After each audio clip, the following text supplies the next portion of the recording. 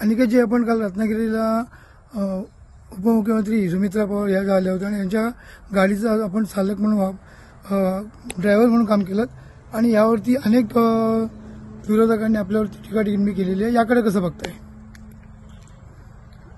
काकी काल आमदार शेखर निकम यांच्या कन्येच्या लग्नाकरता सावर्ड्याला आल्या होत्या आणि त्यावेळेस मी काकींना त्या कार्यक्रमास्थळी नेण्याकरता आणि तिथनं परत हेलिपॅडपर्यंत आणण्याकरता त्यांचं सारथ्य निश्चितच केलं. ह्या आधीसुद्धा आदरणीय दादा असतील, विविध पक्षाचे वरिष्ठ इतर नेते असतील, यांचं सुद्धा सारथ्य मी केलेलं आहे. आता कारण नसताना हा का वाद कुठल्या हेतूने काढला जातोय हे माझ्या आकलनशक्तीच्या पलीकडे आहे. पण जेव्हा माझ्या एका कुटुंबातील सदस्य त्या ठिकाणी येतात त्यावेळेस त्यांचं स्वागत करणं किंवा त्यांचं सारथ्य करणं याच्यात गैर काय मला वाटत नाही.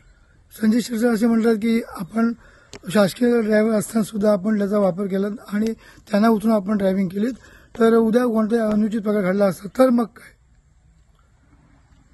आदरणीय संजय शिरसाट साहेबांनी एखाद्या त्यांना पूर्णपणाने या घटनाक्रम त्यांना माहिती नसावा. खरं तर ते शासकीय वाहन नव्हतं, शासकीय कर्मचारी कुठलेही त्या वाहनावर नव्हते, ते खासगी वाहन होतं.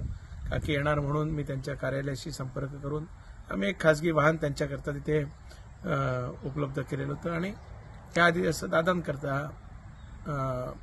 मी असेल, आदित्य असेल किंवा आम्ही सर्वजण करत असतो तशाच प्रकारचं नियोजन आम्ही करण्याचं ते केलं होतं.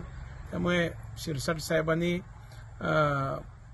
एखाद्या वेळेस माहिती नसताना अशा प्रकारे वक्तव्य केलं असतं. त्यामुळे शासकीय वाहन असतं आणि मी ते गाडी चालवली असती तर जरूर त्या बाबतीतली टीकाटिप्पणी होणं मी समजू शकलो असतो. पण खासगी वाहनावर चालक म्हणून बसणं याच्यात काही गैर आहे असं मला वाटत नाही.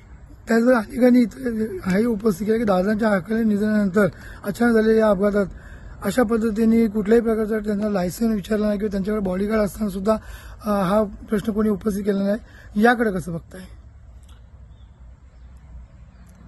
मला तर प्रश्न विचारण्याच्याच म्हणजे आकलेबाबत शंका व्यक्त होते.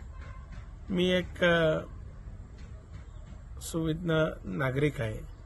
मला माझ्या कर्तव्याची, मला माझ्या सगळ्या गोष्टींची जाणीव असलेला मी आहे. मर्यादा मला माहिती आहेत. मी असं नाही की बाबा 18 वर्षाच्या खालच्या कुठला मुलगा गाडी चालवतोय लायसन्स नसेल.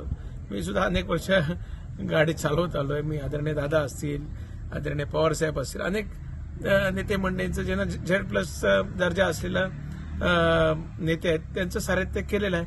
त्यामुळे मुद्दामून कोणीतरी पोटदुखीनी, पोटसुळीनी अशा प्रकारचं हे करण्याचं खोडसाळ पद्धतीने हे करण्याचा प्रयत्न करतोय.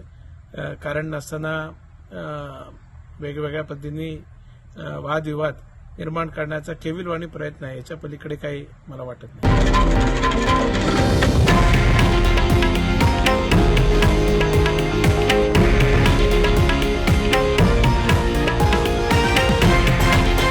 हे आहे देशातील नंबर 1 न्यूज नेटवर्क आणि आपण पाहत आहात TV9 मराठी, एकमेव.